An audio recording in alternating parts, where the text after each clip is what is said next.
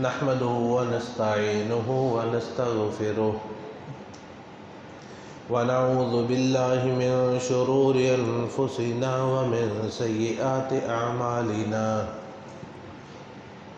من يهده الله فلا مضل له ومن يضلله فلا هادي له وأشهد أن لا إله إلا الله وحده لا شريك له وأشهد أن محمدًا عبده ورسوله يا أيها الذين آمنوا اتقوا الله حق تقاته ولا تموتن إلا وأنتم مسلمون يا أيها الناس اتقوا ربكم الذي خلقكم من نفس واحدة وخلق منها زوجها وبث منهما رجالا كثيرا ونساء واتقوا الله الذي تساءلون به والأرحام إن الله كان عليكم رقيبا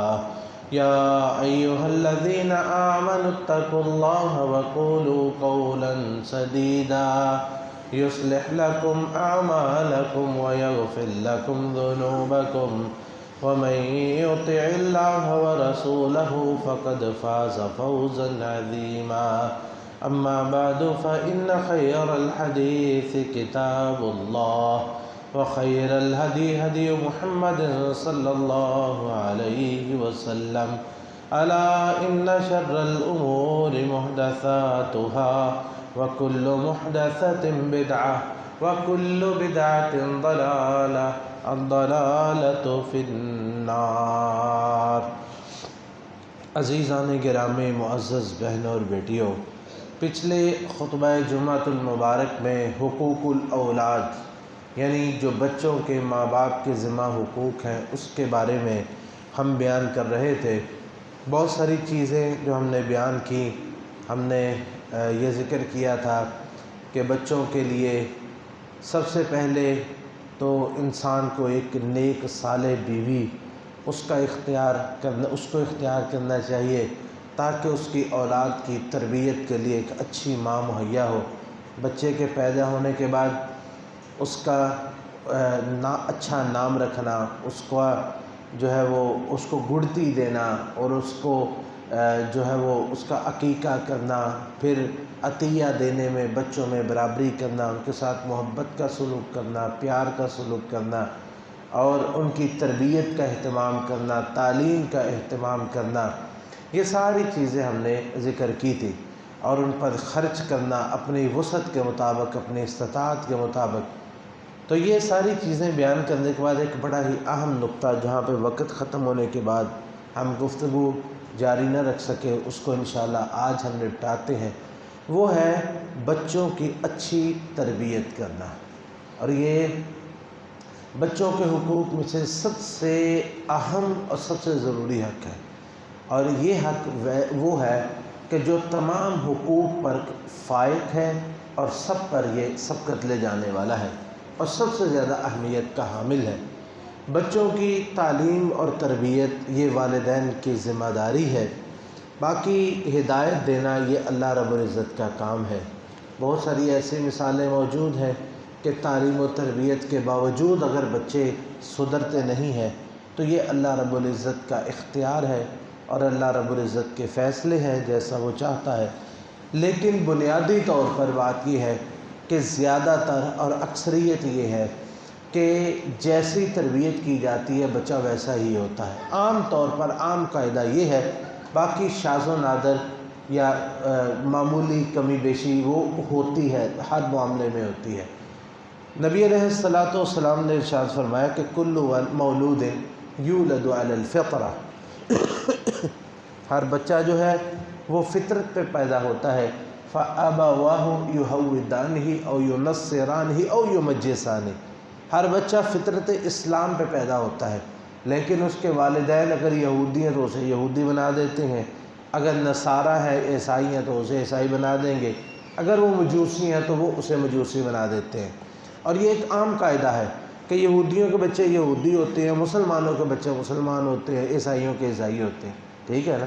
تو اس قاعدے کے مطابق یہ ہے کہ والدین کی تربیت جو ہے یہ ایک اہم ترین عنصر ہے بچے کی تربیت میں، کہ بچے کی تربیت کیسی ہوتی ہے۔ والدین جیسے کرتے ہیں ویسے ہی اس کی عادات، اس کی اطوار، اس کے انداز، اس کی اٹھک، اس کی بیٹھک، اس کا چلنا، اس کا پھرنا، اس کا ہر عقیدہ وغیرہ ہر چیز وہ عام طور پر ماں باپ کے ہی تابع ہوتا ہے۔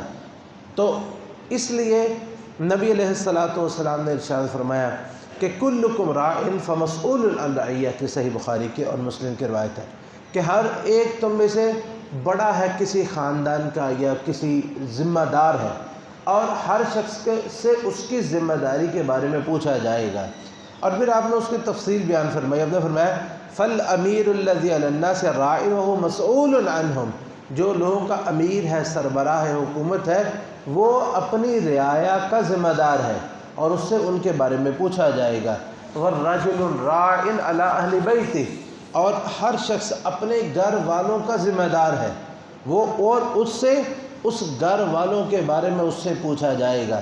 والمرأۃ راعیۃ علی بیت بعلہا، اور جو عورت ہے وہ اپنے خاوند کے گھر کی ذمہ دار ہے، وولدہ، اور اس کی اولاد کی بھی ذمہ دار ہے، وہی مسئولۃ عنہم، اور اس سے اس گھر کے بارے میں اور اولاد کی تربیت کے بارے میں پوچھا جائے گا روز قیامت۔ والعبد راع علی مال سیدہ، اور جو ملازم ہے یا غلام ہے وہ اپنے مالک کے مال کا ذمہ دار ہے اور اس سے اس کے بارے میں پوچھا جائے گا۔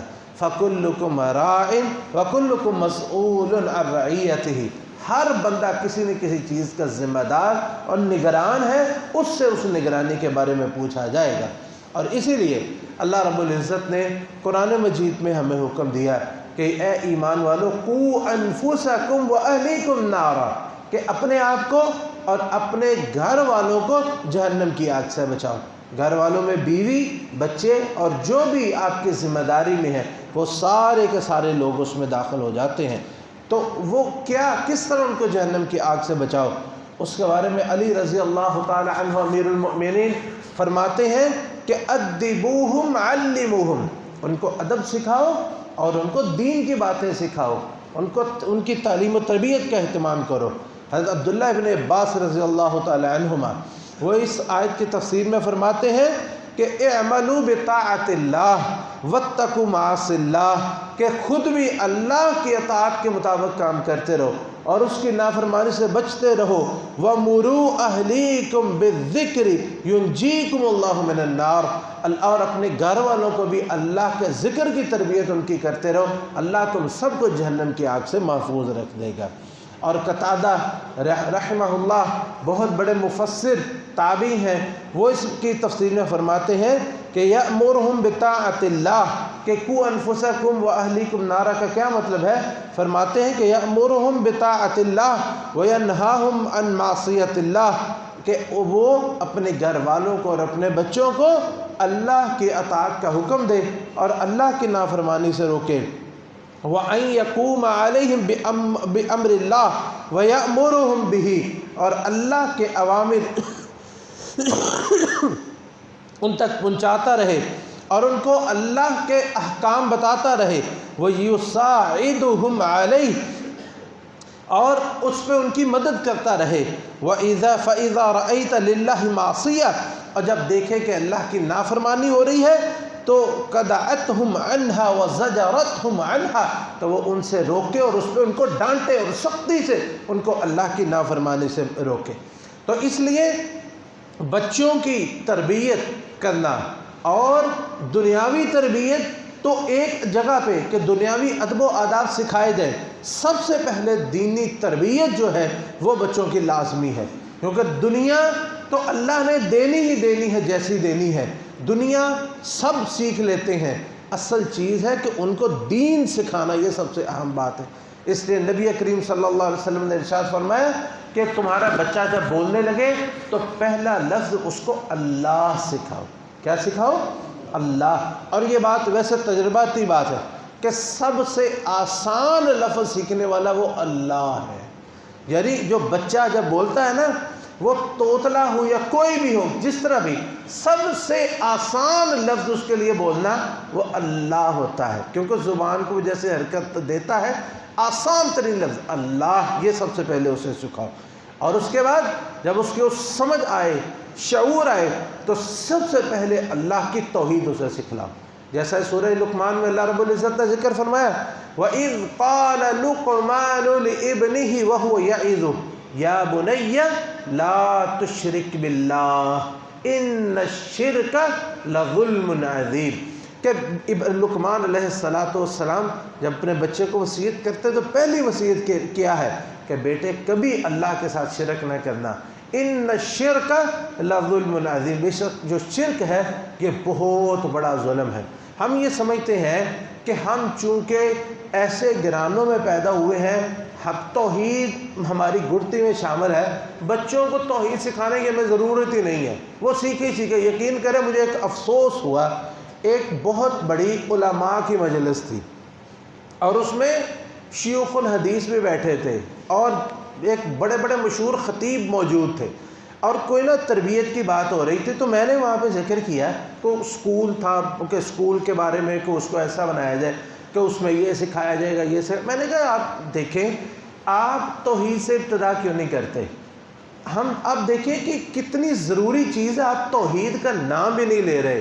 تو ان میں سے ایک مشہور خطیب وہ پتہ کیا فرماتے ہیں، اور نہیں جی نہیں، ساڑھے بچے جمدے ہی جو ہے نا وہ جو لفظ جو انہوں نے بولا کہ جمدے ہی وہابی ہوندے ہیں، یعنی ان کو توحید کی سیکھنے کی ضرورت ہی نہیں ہے۔ میں نے کہا سبحان اللہ، آپ جس توحید کو اپنا تمغہ سمجھتے ہیں نا، یقین کریں کہ آپ کے بڑے بڑے پڑھے لکھے آدمی ان سے زیادہ سعودی عرب کے سکول کے بچوں کو توحید آتی ہے۔ کیوں؟ اس لیے کہ انہوں نے بچے کے نصاب میں الف با تا جہاں لکھا ہوتا ہے وہاں توحید کی بنیادی چیزیں ان کو سکھاتے ہیں، اور یعنی یہاں سے بچوں کی وہ تربیت کرتے ہیں۔ اور یہاں تک کہ یہ ملک عبداللہ، یہ جو ملک فہد سے کے بعد جو آئے ہیں، یہ ملک سلمان سے پہلے، ان کی یہ بات ہے کہ ان کے دور میں نا یہ بڑی ہی ایک تحریک اٹھی، اور بہت زیادہ نا غیر ملکی دباؤ جو ہے نا وہ شروع ہوا کہ آپ اپنے سکولوں سے دینی تربیت جو ہے نا وہ ختم کر دیں۔ اس کی وجہ سے یہ پوری دنیا میں یہ کچھ ہو رہا ہے، وہ کچھ، جیسا ان کا ذہن ہے کہ یہ فساد ہو رہا ہے دنیا میں، توحید ختم کرے اور یہ چیزیں ختم کرے۔ تو ملک عبداللہ نے کیا کیا؟ اس نے یہ کیا کہ اپنے محل کے اندر جتنے ملازم تھے، جتنے بچے تھے، ان کی تربیت اور تعلیم میں بھی توحید شامل کر دی۔ پہلے ہی شامل تھی، لیکن خصوصی ان کی کلاسوں کا اہتمام کرنا شروع کر دیا کہ یہ آپ ہمیں توحید سے روکتے ہیں، ہم توحید کو اور زیادہ سکھائیں گے اور زیادہ پڑھائیں گے۔ تو یہ کہ بچوں کو توحید کی تعلیم دینا اور توحید سکھانا یہ کتنا اہم ہے اور کتنی ضروری بات ہے کہ ابراہیم علیہ السلام، اللہ نے بتا بھی دیا آپ کی اولاد میں ہم جو ہے وہ نبوت جاری کریں گے، تو اللہ رب العزت سے کس طرح دعائیں کرتے ہیں کہ رب اجعل هذا البلد آمنا واجنبنی وبنی ان نعبد الاصنام، اے اللہ اس گھر کو امن والا بنا، اس شہر کو امن والا بنا، اور مجھے بچا اور میرے بچوں کو بچا کہ ہم بتوں کی پوجا کرنے لگ جائیں، یعنی خود اپنے لیے، وجنبنی، اللہ مجھے بتوں کی عبادت سے بچا، وبنی، اور میرے بچوں کو بچا۔ کیوں؟ انہوں نے اپنی آنکھوں سے اپنے باپ کو دیکھا تھا کہ وہ بتوں کی عبادت کرتا تھا اور اسی پہ مرا، پوری قوم جو ہے ہر طریقے سے سمجھایا لیکن بتوں کی عبادت سے وہ باز نہ ہے۔ اس لیے ان کو اس بات کا احساس تھا کہ توحید کتنی اہم ہے، اس لیے بات بات پہ اپنے بچوں کو جو ہے وہ دین کی تعلیم دینے میں توحید سے ابتدا کرنا یہ بہت ضروری ہے۔ ابراہیم التیمی رحمۃ اللہ علیہ فرماتے ہیں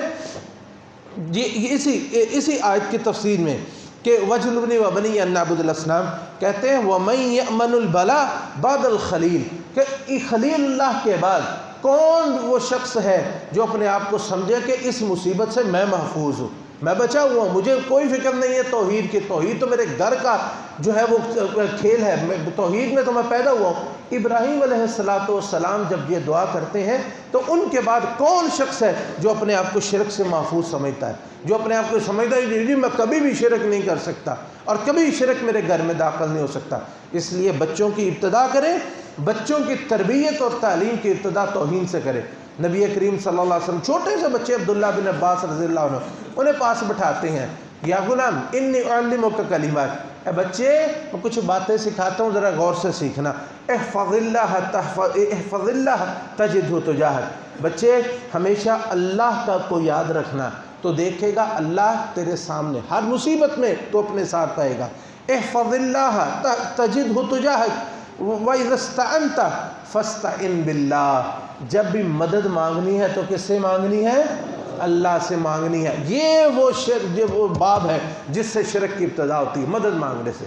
وَإِذَا اسْتَعَنْتَ فَاسْتَعِنْ بِاللَّهِ، اے میرے بیٹے جب بھی مدد مانگنا تو اللہ سے مانگنا۔ وَعْلَمْ، اور یہ جان لو اگر پوری کائنات تجھے کوئی تکلیف دینے پہ اکٹھی ہو جائے تو اتنی ہی تکلیف دے سکتے جتنی اللہ نے لکھی ہے، اس سے زیادہ تیرا کچھ نہیں بگاڑ سکتی جو اللہ نے لکھا ہے، اور وہ تکلیف اللہ کے لکھے سے آئے سے ان کی وجہ سے نہیں آئے گی۔ اور یاد رکھنا اگر پوری دنیا تجھے کسی مصیبت سے بچانے پہ آ جائے لیکن اللہ تجھے اس مصیبت میں مبتلا کرنا چاہے تو دنیا تیرا کچھ نہیں سنوار سکتی۔ یہ آپ ایک بچے کو تربیت، چھوٹا سا بچہ عبداللہ بن عباس، شاید 6-7 سال ان کی عمر ہوگی، ان کو یہ باتیں نبی کریم صلی اللہ علیہ وسلم سکھا رہے۔ اور اسی طرح چھوٹے بچوں کی آپ ان کو کھانے کی تربیت، جو بھی مطلب تربیت دیتے تو یہ ابتدا آپ ان کو توحید سے کرتے، اور یہ چیز کہ جس طرح بچوں کو سکھایا جائے، بچوں کو آپ کو چیز لا کے دیتے ہیں، بیٹے یہ پھل آپ نیا آیا ہے، یہ آپ کو پتہ ہے اس کو پیدا کس نے کیا ہے، اس کو میٹھا کس نے کیا ہے، یہ ہمیں دینے والا کون ہے؟ وہ کیا کہیں گے؟ بھجی آپ لانے؟ نہیں بیٹا نہیں، میں تو لایا ہوں، مجھے کس نے دیا ہے؟ مجھے میرے رب نے دیا ہے، اس نے توفیق دی ہے مجھے، اس نے مجھے اس کے پیسے دیے تو میں یہ خرید لایا، اور اس نے مجھے یہ توفیق دی میں آپ کے لیے لے آیا، اس کے اندر مٹھاس پیدا کرنے والا کو۔ تو اس طرح ایک چھوٹی چیز سے بچوں کی تربیت کرے اور ان کا رب کے ساتھ تعلق جو ہے وہ مضبوط کریں۔ تو یہ توحید سے ابتدا کرنی، یہ ہی تعلیم اور تربیت کی اصل ہے۔ اس کے بعد توحید کے بعد ان کو عبادات سکھائیں، توحید کے بعد عبادات، اور عبادات میں ابتدا کس سے؟ الصلاۃ، سب سے پہلے نماز۔ اب دیکھیں کہ بچہ سب سے پہلے جب نماز سیکھتا ہے نا تو اس کو سکھانے سے پہلے وہ آپ سے سیکھتا ہے۔ جس کی ماں نماز پڑھتی ہو نا، بچہ سب سے پہلے اس کے سامنے سجدہ کرتا ہے، وہ جائے نماز بچھا ہو نا وہ فوراً اس پہ کھڑا ہو جائے گا، اس کو کوئی شعور نہیں، ہاتھ مان لے گا، کوئی شعور نہیں، وہ سجدہ کرے گا۔ میرے بھائیوں کیا پتہ اللہ کو اس معصوم کا سجدہ اتنا پسند ہے، اللہ آپ کو معاف کر دے کہ یہ انہوں نے اس بچے کے سامنے نماز پڑھی اور اس بچے نے شعور نہ ہونے کے باوجود مجھے سجدہ کیا۔ کیا پتہ اللہ کو یہی بچے کی ادا پسند آ جائے، اور جتنا بڑا پھر ہوتا رہے اور سب سے پہلے اس کو شعور کی عمر تک پہنچے تو پہلی بات کہ علم الصبی الصلاۃ ابن 7 سنین، 7 سال ہو تو چلو بچے نماز پڑھو، سکھائیں بچے ایسے کھڑے ہو، ہاتھ یہاں پہ رکھنا، رکوع میں ہاتھ یہاں پہ رکھنے، سجدہ اس طرح کرنا۔ کبھی ہم نے بیٹھ کے بچوں کو نماز سکھائی ہے؟ بس یہ ہے کہ اس کو زیادہ سے زیادہ اس کو لے آتے ہیں، بٹ جیسا پڑھ لے، اور نماز میں ہاتھ پہ ہاتھ اس کا رکھنا، اس کو رفع الیدین کیسے کرنی، گھٹنوں کو کیسے پکڑنا، اور نماز میں سلام یہ ساری چیزیں اس کی تربیت کرے۔ 3 سال تک تربیت کرے اور 3 سال تک پوچھتے رہے، فجر، ظہر، عصر، مغرب، عشاء، 3 نمازیں 3 سال تک 5 نمازیں اسے پڑھا، اور اس کے بعد 10 سال عمر ہو گئی، 10 سال عمر ہو گئی، بچے ہاں بھائی نماز پڑھی، سستی کی، اس پہ اس کو سزا دے جو مناسب سی ہو، اس کو پتہ چلے کہ میرا محاسبہ ہوتا ہے۔ اور ہم اکثر روتے رہتے ہیں جی بچے نماز نہیں پڑھتے، ہم بچوں کے پیچھے پڑتے ہی نہیں ہیں۔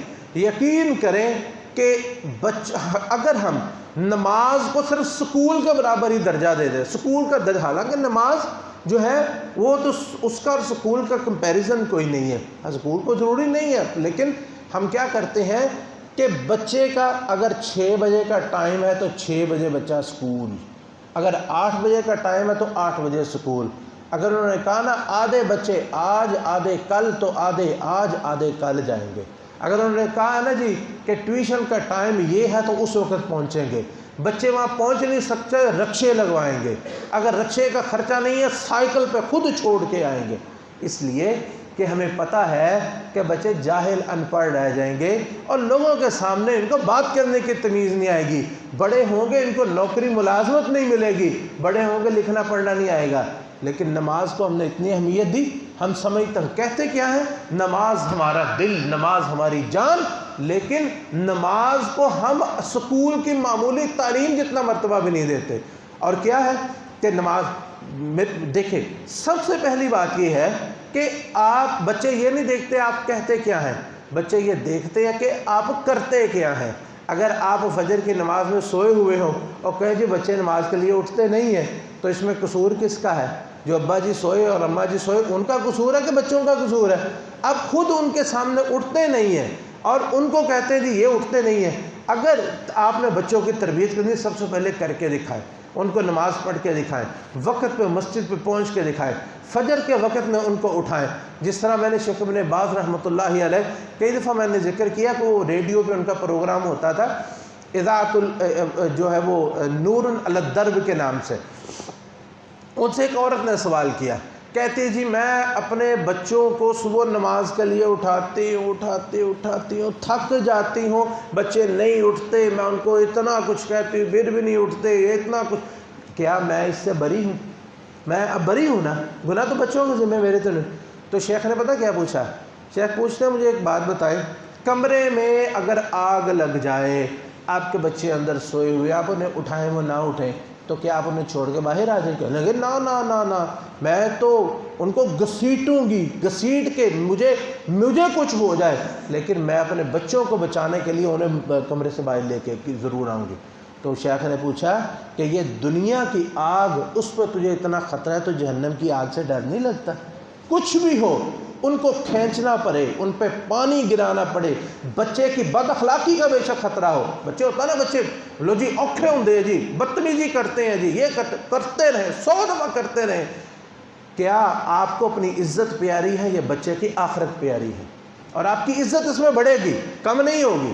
کہ اگر بچے بدتمیزی بھی کر دیں ماں کے ساتھ یا باپ کے ساتھ، تو یقین کریں اس سے اللہ آپ کی عزت کو میں اضافہ کرے گا، کیونکہ یہ اللہ کے لیے آپ کر رہے ہیں۔ اس لیے نماز کے معاملے میں اپنے بچوں کے لیے اس قدر اہتمام کریں اور اس قدر تربیت کریں، اور اس تربیت کے اندر بہت ساری چیزیں شامل ہیں، جن میں سے ایک یہ کہ گھر کا انتخاب ایسے کہ کہاں کریں جہاں مسجد قریب ہے۔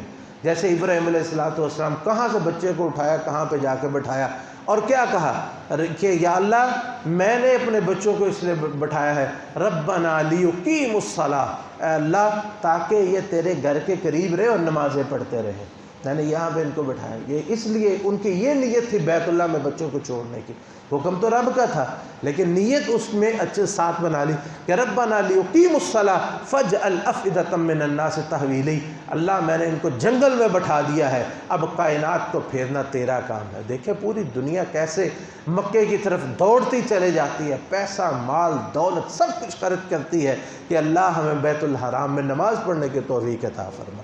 تو یہ تربیت کا سارا حصہ ہے کہ نمازوں کا اس طرح اہتمام کریں۔ اور اس کے بعد نماز کے بعد جو باقی عبادات ہیں جیسے روزہ ہے، ان میں سے ایک چھوٹی سی مثال، ربیع بنت معوذ رضی اللہ تعالیٰ عنہ فرماتی ہیں کہ نبی علیہ السلام نے ہمیں حکم دیا، یہ ابھی رمضان کے روزے فرض نہیں ہوتے، عاشورہ کا روزہ تھا، تو عاشورہ کا روزہ آپ نے فرمایا کہ دن کا وقت ہو گیا، آپ نے فرمایا جس نے روزہ رکھا ہے وہ جاری رکھے، جس نے نہیں رکھا وہ ابھی سے شروع کر دے۔ چنانچہ ہم ہر سال پھر عاشورہ کے روزے کا اہتمام کرنے لگے، یعنی 10 محرم کے روزے کا۔ تو ایک دفعہ ایسا ہو تو ہم کیا کرتے ہیں، ہم اپنے بچوں کو بھی روزہ رکھواتے، اور کیا ان کو بھوک لگتی، روتے، ہم نے ان کے لیے روئی سے کھلونے سے بنا لیتے، چھپا لیتے، جب بچہ روتا تو وہ کھلونے پکڑا دیتے، وہ اس میں مشغول ہو جاتا۔ اسی طرح ہم ان کو نا کھلونوں میں لگائے رکھتے اور ہنساتے رہتے اور ان کے میں مشغول رہتے، حتیٰ کہ افطار کا وقت ہوتا اور اپنے ساتھ ان کو ہم افطار کروا دیتے۔ تو یہ ہے عبادات کا اہتمام، اس طرح کہ ہمیں بچوں کی اس دنیا سے زیادہ ان کی آخرت کی فکر ہونی چاہیے۔ اس میں حقیقت یہ ہے کہ دنیا کا بھی بھلا ہے اور آخرت کا بھی بھلا ہے۔ اللہ کسی کو توفیق دے، حج اور عمرے پہ جاتا ہے، اللہ نے وسعت دی ہے بچوں کو ساتھ لے جائے۔ نبی علیہ السلام سفر پہ جا رہے حج کے لیے، اچانک ایک قافلے کا میں سامنا ہوا، پوچھا تم کون؟ وہ کہتے جی ہم فلاں قوم سے۔ وہ پوچھتے تم کون؟ تو لوگوں نے بتایا یہ اللہ کے رسول۔ ان کی خوشی کی انتہا نہ رہی کہ اللہ کے رسول سے ملاقات ہو گئی۔ ایک عورت گھبرا کے کہتی یا رسول اللہ علی ھذا حج، چھوٹا سا بچہ اٹھایا، علی ھذا حج، کیا میں حج پہ جا رہی ہوں تو اس کو بھی کروا دو، اس کا بھی ہو جائے گا؟ آپ نے فرمایا نعم ولک اجر، ہاں اس کا بھی حج ہے لیکن اجر تجھے ملے گا اس کا۔ مجھے ایک بات بتائیں کہ بڑا آدمی حج کرتا اس میں کمیاں کوتاہیاں کر دے گا، بچے نے کسی کو کیا کہنا؟ ایسا معصوم حج جس کو مل جائے اس کے کیا کہنے، اس کی قسمت کے کیا کہنے۔ حضرت عبداللہ بن الصائب بن یزید فرماتے ہیں رضی اللہ تعالیٰ عنہ، حج بی مع رسول اللہ صلی اللہ علیہ وسلم وانا ابن 7 سنین، صحیح بخاری کے روایت ہے۔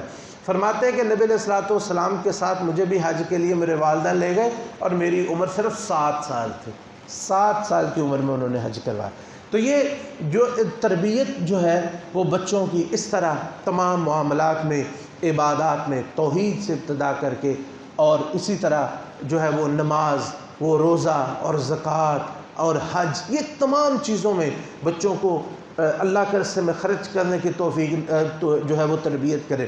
خود خرچ کرنا ہے ان کو پکڑائیں، فلاں فقیر کو دے کیا، یہ روٹی اسے دے دو، یہ کھانا اسے دے دو۔ تو یہ صدقہ کرنے میں بچے کی یہ تربیت ہے، اسے دعائیں سکھائیں۔ نبی علیہ الصلوۃ والسلام کی زندگی سے بڑی مثالیں۔ اب دیکھیں حسن رضی اللہ تعالیٰ عنہ، کتنی چھوٹی سی عمر تھی، غالباً 7 سال ان کی عمر تھی جس وقت نبی علیہ الصلوۃ والسلام کی وفات ہوئی۔ کسی نے پوچھا کہ آپ ہمیں کوئی ایسی بات بتائیں جو آپ نے نبی علیہ الصلوۃ والسلام سے سیکھی ہو اور تو مجھے وہ بتائیں۔ آپ فرماتے ہیں کہ نبی علیہ الصلوۃ والسلام نے مجھے سکھایا دع ما یریبک الی ما لا یریبک، جس چیز میں شک ہونا یہ حلال ہے کہ حرام ہے وہ چھوڑ دو، اور جس چیز میں تمہیں یقین ہو کہ یہ حلال ہے اس کو اختیار کرو۔ یہ کتنی بڑی بات ہے۔ اور یہ جو ہم وطر میں دعا پڑھتے ہیں اللہم اہدنی فیمن ہدیت وعافنی فیمن عافیت، یہ اس 7 سال کے بچے نے سیکھ کے ہمیں سکھائی ہے۔ حسن ابن علی رضی اللہ تعالی عنہما، یہ انہوں نے سیکھی نبی علیہ الصلوۃ والسلام سے۔ صرف یہ روایت صرف ایک صحابی سے آتی ہے اور وہ حسن ابن علی رضی اللہ تعالی عنہما۔ تو انہوں نے یہ جو ہے وہ وطر کی دعا پوری امت تک، کروڑوں اربوں لوگ گزرے، ان سب تک اس 7 سال کے بچے نے یہ دعا سب کو سکھائی۔ تو یہ ہے تربیت کہ جو آپ نے ان کو بٹھایا، ان کو سکھایا۔ بڑی مثالیں اور خوبصورت مثالیں، لیکن ٹائم نہیں ہے ورنہ آپ کو اور کچھ بھی سناتے۔ اللہ رب العزت سے دعا ہے کہ اللہ تعالی ہمیں اس طرح اپنے بچوں کی تربیت کرنے کی توفیق نصیب فرمائے، اور ہمیں جو ہے ان کی دنیا کے علاوہ ان کے آخرت کا بھی فکر کرنے کی توفیق نصیب فرمائے۔ وآخر دعوانا ان الحمد للہ رب العالمین۔ ان الحمد للہ نحمده ونستعینه ونستغفره ونعوذ باللہ من شرور انفسنا ومن سیئات اعمالنا، من يهده الله فلا مضل له ومن يضلل فلا هادي له، واشهد ان لا الہ الا اللہ وحدہ لا شریک لہ، واشهد ان محمدا عبدہ ورسولہ، اما بعد۔ عزیزان گرامی، بچوں کے حقوق میں سے یہ بھی حق ہے کہ جب وہ جوان ہو جائیں، بیٹا یا بیٹی، تو ان کے لیے اچھے رشتے تلاش کر کے وقت پہ ان کی شادیاں کر دی جائیں، اور ان کو یہ اس بات کا انتظار نہ کیا جائے کہ جناب وہ اپنے پاؤں پہ کھڑے ہوں تو اپنا گھر بنائیں اور یہ کریں اور وہ کریں۔ نکاح یہ اسی طرح ضروری ہے جس طرح کھانا پینا ضروری ہے، اور جب بچہ جوان ہو جاتا ہے تو اس کی ضروریات اسی طرح ہوتی ہیں جس طرح کھانے پینے کی اسے ضرورت ہوتی ہے۔ اس لیے وقت پہ شادی کرنا، اور ان کے لیے، بچوں کے لیے نیک بہو تلاش کرنا اور بچی کے لیے نیک خاوند تلاش کرنا، یہ بہت ضروری ہے۔ ہم صرف دنیا دیکھتے ہیں کہ بیٹی ایسے گھر میں جائے جہاں سے وہ کھاتی پیتی رہے، اور جو ہے وہ ہم پنجاب میں کہتے ہیں نا سوکھی رہے، یہ لفظ ہم صرف دیکھتے ہیں، اور چاہے وہ اس کی آخرت کا بیڑا غرق ہو جائے، اس کے عقیدے کا ستیہ ناس ہو جائے، اس کی آخرت بگڑ جائے، اس کی کوئی فکر نہیں ہوتی۔ اور بچوں کے لیے ایسی بہو لاتے ہیں جو اچھے گھر سے ہو، جو جہیز زیادہ لائے، یا جو خوبصورت زیادہ ہو، حسینہ و جمیلہ ہو، بس یہ کچھ دیکھتے ہیں۔ حالانکہ ہمیں ہماری شریعت، ہمارا دین یہ بتلاتا ہے کہ بچوں کے لیے بہو لائیں تو دیندار لائیں۔ حضرت ابراہیم علیہ السلام کا واقعہ آپ کو یاد ہوگا، بیٹے سے ملنے گئے، بیٹا نہیں ملا، بہو سے ملاقات ہوئی، پوچھا کیسا ہے، کیسے حالات ہیں، کہتے جی بس بڑے ہی مندے، بہت تنگ ہے، کھانے پینے سے پریشان ہے، یہ ہے وہ ہے۔ گئے، کہتے جی بیٹے کو سلام کہہ دینا اور اسے کہنا کہ دروازے کی چوکھٹ بدل لیں۔ فوراً آئے، ہاں جی کوئی لگتا ہے کہ گھر میں کوئی آیا تھا، کوئی آثار نظر آ رہا ہے۔ کہتے جی ہاں جی اس طرح کے ایک بزرگ آئے تھے، اچھا کوئی پیغام یہ دیا ہے انہوں نے کہ گھر کی چوکھٹ بدل لو۔ کہتے چوکھٹ تو ہی چل جا، تو فارغ، طلاق تجھے۔ پھر نکاح کیا، پھر ایک اور جو ہے وہ کسی اور عورت سے شادی کی، وہ صابرہ شاکرہ تھی۔ پھر ملنے کے لیے آئے، پھر بیٹے سے ملاقات نہ ہوئی، تو پوچھا کیسی زندگی گزر رہی ہے؟ کہتی جی جناب بزرگوار محترم بہت اچھی زندگی گزر رہی ہے، اللہ کا شکر، اس کا احسان۔ تو کہتے جی جب بچہ آئے اسے میرا سلام کہنا اور اسے کہنا کہ اپنے گھر کی چوکھٹ کو سلامت رکھنا ہے۔ تو یہ آئے تو پوچھا کوئی آیا تھا؟ ہاں جی یہ پیغام، کہنے لگے یہ پیغام یہ دیا ہے کہ تو نیک اور صابرہ شاکرہ ہے، اس کو اپنے پاس ہی رکھنا۔ اور اسی طرح نبی کریم صلی اللہ علیہ وسلم نے جب اپنے بچوں کے رشتے کیے، دیکھیں آپ نے کیا دیکھا؟ صرف اور صرف دینداری کا خاص طور پر اہتمام کیا۔ جیسا کہ جو ہے وہ آپ کے داماد کون تھے؟ جناب ذوالنورین عثمان غنی رضی اللہ عنہ، جناب علی ابن ابی طالب امیر المؤمنین رضی اللہ تعالیٰ عنہ۔ ایسے عظیم الشان جو ہے وہ بچے اور ایسے جو ہے وہ مبارک داماد اللہ رب العزت نے آپ کو عطا فرمائے، اور آپ نے ان کا کس طرح اہتمام کیا، یہ ایک لمبی ایک گفتگو اس پہ کہ بھی انشاءاللہ اللہ نے موقع دیا تو گفتگو ہوگی۔ لیکن یہاں ایک چھوٹا سا نقطہ وہ ساتھ ذکر کرنا چاہتا ہوں کہ بچوں کے حقوق میں سے یہ بھی ہے کہ بچے یا بچیاں ان کی جب شادیاں کر دینا تو اس کے بعد بھی ان کا خیال کرنا چاہیے، ان کا اہتمام